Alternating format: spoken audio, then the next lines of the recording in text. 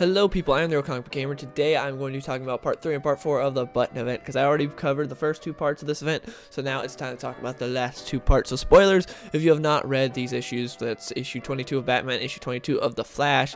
So anyways, let's get into it, talking about the rest of the Button event. So this issue picks up where part 2 left off, showing that they are in the Flashpoint Batcave with Thomas Wayne, and a bunch of Amazons and Atlanteans are closing in on their positions. We get a cool father-son moment to where we get to see Bruce Wayne and his father Thomas Wayne fighting off a bunch of Amazons and Atlanteans. It's pretty cool seeing them fight them, and they're talking, and then we see that Flash has rebuilt the cosmic treadmill, and like Thomas Wayne starts talking to Bruce, being like, remember what I told you when we went down into this cave for the first time, you know, when you fell down there. And then in the middle of that, the cosmic treadmill starts like running on its own, like Flash can't control it, and we get a nice speech from Bruce telling him basically, don't be Batman. He's like, don't be Batman for me or your mother, be a father to your son, like don't do this, like you don't need to be Batman for us. He's like he's basically says like, let Batman die.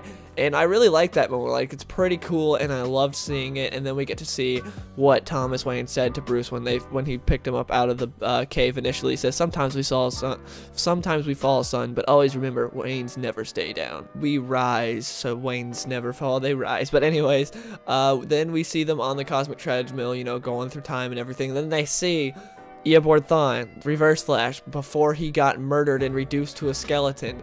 They see him, and Barry's like, no, come back. And then we get to issue number 22 of The Flash, which is part 4 of this event. And basically, they're talking to Eobard, and Eobard's just talking about, he's like, yeah, I'm fine. Like, I know who wields this power. I'm gonna go meet him. It's gonna be great. They've never met anyone like me.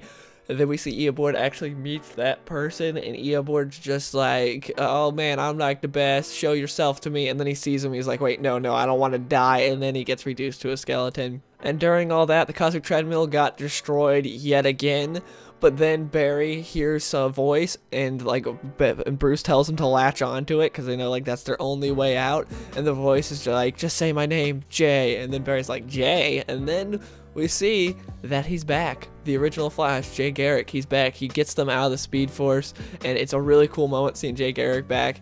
And they ask, like, who are you? Like, of course, they don't know who Jay Garrick is, and Jay Garrick basically tells them the same thing that Wally told him the first time when Wally first came out of the Speed Force. He's like, you know, I'm someone that's been lost in time. Someone, like, you know, took me from you and stuff. And, like, they take everything. And then Barry's trying to remember his name, but he can't, so Jay gets put back in the Speed Force because, yeah, Barry wasn't like the right lightning rod for him. And that's pretty much like the last big thing that happens in this. Like, we don't really get a whole lot more. We just see like Bruce and Barry talking, and we get good moments between them talking about how they're similar in certain ways and how like this case isn't over yet. And then we see Bruce staring at the bat signal, and he's trying to and he's just like running through the words of what his father said earlier about letting Batman die. And Alfred's like, sir, are you going to answer that? But we don't see him go after the bat signal, so it's like, But then at the end, we actually get a big thing with Dr. Manhattan. We see him pick up the button, and then it ends. But then we get like an epilogue to the next event, which is Doomsday Clock, and we see the button, and then we see Superman's symbol.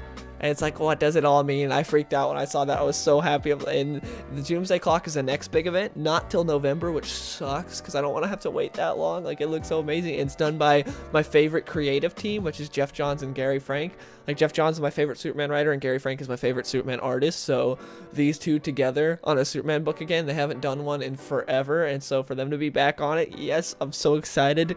I can't wait for this next event. But yeah, I'm not talking about that right now. I'm supposed to be talking about the button. So the button event overall was good, but I felt like it was like a really small event. Like, I felt like there was a bit too much hype for what it was to me, because it didn't really like explain anything further. It basically just Reverse Flash died, and he'll be back whenever. So it's like nothing really happened in this event to me. Like, it was like Jay Garrick was cool seeing him back, but it's like this isn't the event that brings him back though. There'll be another time when he comes back.